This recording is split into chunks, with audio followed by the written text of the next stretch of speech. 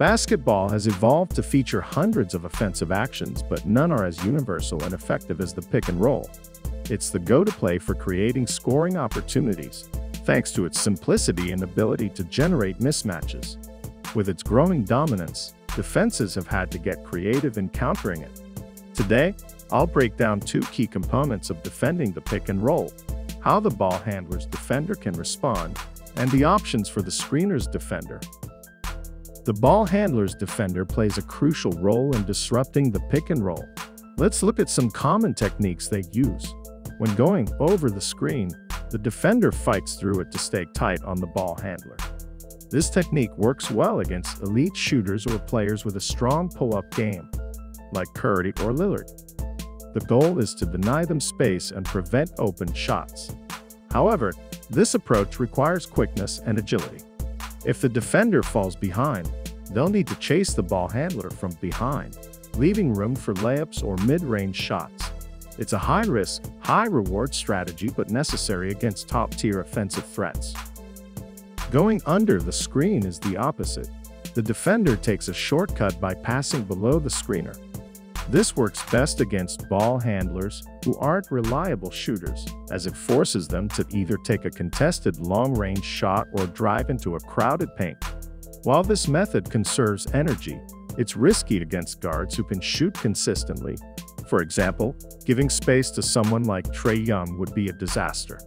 But against a weaker shooter, under can be a smart, energy-efficient option to defend. Next is the ice. The ice strategy is used for side pick and roll plays. The ball handler's defender angles their body to block the middle of the court, pushing the ball handler toward the sideline. This keeps the action away from high-danger areas in the middle, where teams can exploit more options. Ice is often followed by a secondary defensive action, like a trap or help defense. It's a great way to limit offensive creativity while controlling the flow of the game. Next is weak. Weak is similar to ice, but it's used for high pick and rolls at the top of the key. Instead of pushing the ball handler to the sideline, the defender forces them toward their weaker hand. For example, if the ball handler is right-handed, the defense forces them left. By taking away the ball handler's comfort zone, defenses can make it harder for them to execute plays effectively. Like ice, this tactic minimizes risk by directing the ball away from key areas. Switching is the simplest yet one of the most effective methods. The ball handler's defender and the screener's defender swap assignments during the screen. This eliminates confusion and closes passing or driving lanes.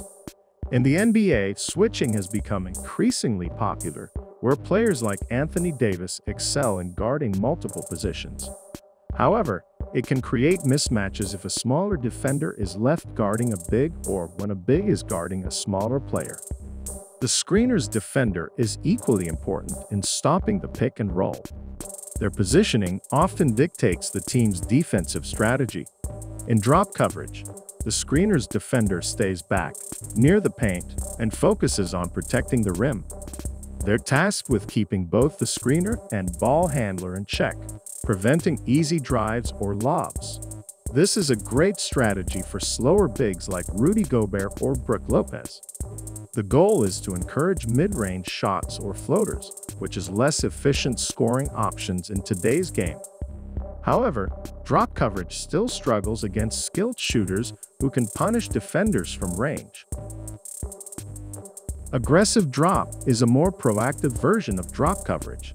The screener's defender stays higher, closer to the screen, putting extra pressure on the ball handler while still protecting the rim.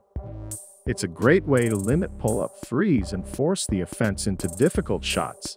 This strategy works well for bigs with good mobility who can recover quickly. Next is hedge. Hedging is when the screener's defender steps out to momentarily block the ball handler's path. This disrupts their rhythm and forces them to either backpedal or pass. Hedging requires a mobile big who can recover quickly to their original assignment. There are two types of hedges: a soft hedge, which is temporary stepping out to delay the ball handler, and a hard hedge, which is more aggressive, with the defender staying longer to force a turnover or bad pass. Hedging is common in college basketball, but less so in the NBA due to its high demand on defensive rotations. Blitzing, also called trapping, involves both the screener's defender and the ball handler's defender double-teaming the ball handler. This forces them to pass quickly, limiting their ability to dictate the play. The downside is that it leaves the screener open, creating a temporary 4-on-3 advantage for the offense. Teams often use this against star players like Luka or Curry, aiming to make their teammates beat them instead. Switching isn't just for the ball handler's defender. When executed with versatile players, it's one of the most effective ways to neutralize the pick and roll. By switching assignments, defenders can cut off both passing and driving lanes, making it harder for the offense to find openings. These defensive strategies show just how dynamic and complex pick-and-roll defense can be. Each method has strengths and weaknesses, and choosing the right one depends on the opponent and game situation. Next time, I'll dive into more advanced team strategies like drop load, next coverage, and pre-switch. But for now, thank you for watching.